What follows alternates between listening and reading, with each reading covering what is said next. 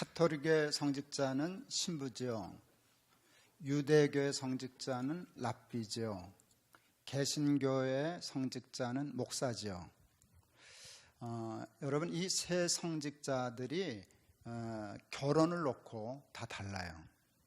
신부는 결혼하면 안 돼요. 목사는 결혼해도 되고 안 해도 돼요. 그러니까 다 해요, 대개. 그렇지만 아주 드물지만 결혼 안 하고 목사하는 분들도 꽤 있어요. 근데 랍비는요, 결혼 안 하면 랍비가 될 수 없어요. 그거 아세요? 랍비는 결혼을 안 하면 안 돼요. 결혼을 해야만 랍비가 될 수 있어요. 근데 신부, 결혼하지 않는 신부의 장점이 있을까요, 없을까요? 많아요. 얽매이는 게 없어요. 우리 개신교 목사들 이 찬송 잘 안 불러요. 아골골짝 빈들에도 이거 솔직히 잘 안 불러요. 그거 너무 부담스러워요. 근데 신부는 그 찬송을 많이 부른다면 꽤 자신 있게 부를 거예요. 뭐 예수님 위해서, 하나님 위해서 장가도 안 갔는데 가면 가지 뭐. 또 자기 한 몸인데 가면 어때요? 그래서 아골골짝 빈들에도 뭐 어디든지 가오리다, 그럴 수 있는 장점이 신부들에게는 있을 거예요. 결혼을 놓고 봤을 때. 근데 사실 우리 같은 목사는 가고 싶어도 우리 새끼는 어떡하나, 우리 마누라는 저거, 나는 괜찮은데 저 사람 생고생 시키네, 이런 부담이 있잖아요. 발목 잡히는 게 있잖아요. 그걸 빤히 아는데 왜 유대교 랍비는 결혼을 하지 않으면 안 된다고 그랬을까요? 그런 핸디캡이 있고요, 발목 잡히는 게 있고요, 그런 게 있음에도 불구하고 결혼이 주는 굉장히 중요한 유익이 있기 때문이에요. 뭔가 하면 결혼을 하여 한 아내를 사랑하고 자식을 낳아서 자식의 사랑을 깨닫지 못하는 사람은 하나님을 이해할 수 없다는 거예요. 상당히 일리가 있죠. 상당히 일리가 있다고 저는 생각했어요. 결혼해서 아이를 낳았을 때 하나님 앞에 저것도 목사 맞냐? 그럴 기도 한번 했어요. 근데 나는 아직도 또 기도하면 또 그럴 거라고 생각했어요. 하나님, 저는 교회 위해서 가정 희생 못합니다. 제가 그렇게 기도했어요. 하나님, 기대하지 마세요. 나는 교회 위해서 가정 희생 못합니다. 저는 하나님의 애 셋 주셨는데요, 난 애 잘 기를 겁니다. 애 셋만 잘 길러도 하나님 50% 남으시는 겁니다. 둘이 결혼해서 셋 잘 기르면 50% 남는 거잖아요. 하나님 앞에 그랬어요. 하나님, 장사 중에 50% 남는 장사 그렇게 쉽지 않습니다.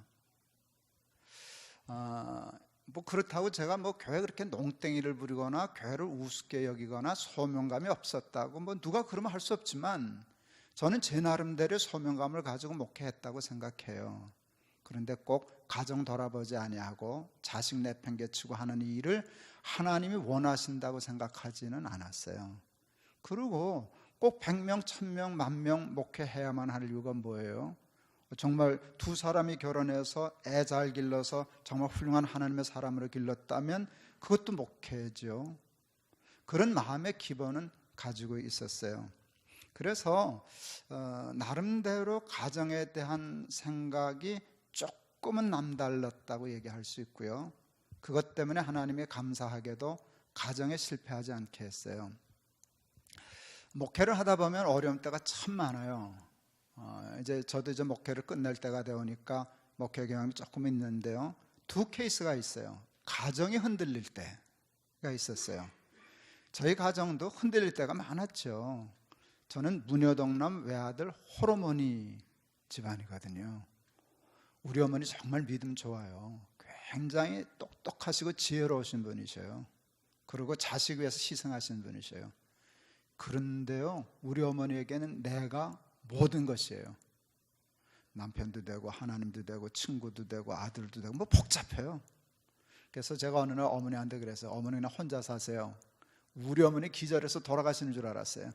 어머니 나가시라는 말이 아니라 하나님 믿고 혼자 사셔야 나하고 같이 살 수 있어요. 이제 그런 얘기를 할 수 있었는데, 하여간 외아들 호르몬이는 자식에 대한 집착이 너무너무 강해요.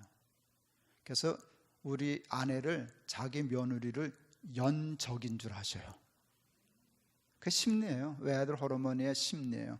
그러니까 그 보편적으로 그래서 가정이 좀 어렵죠. 뭐 보통 힘든 게 아니었어요. 그렇게 가정이 흔들릴 때가 있었어요. 또 목회를 하다 보니까 교회가 흔들리는 때가 있었어요.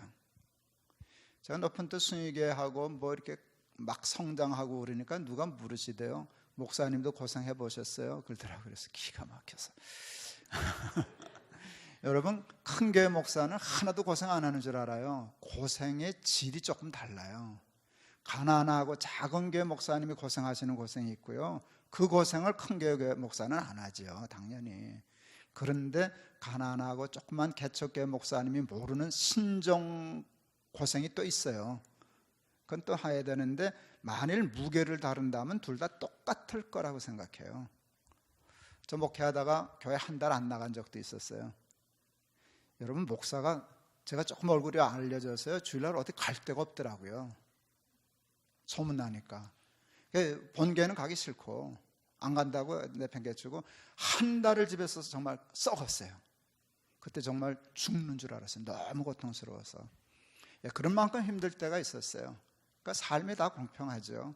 그런데 가정이 흔들릴 때는 교회가 편안해도 교회까지 흔들리더라고요. 가정이 흔들리면. 근데 재밌는 거는요, 교회가 아무리 흔들려서 한 달 동안 교회를 못 가고 죽을 것 같아도요, 가정이 안정되면 교회도 따라서 안정되더라고요. 그러니까 교회를 위해서도 가정이 안정적이라고 하는 게 얼마나 중요한지 모르고요.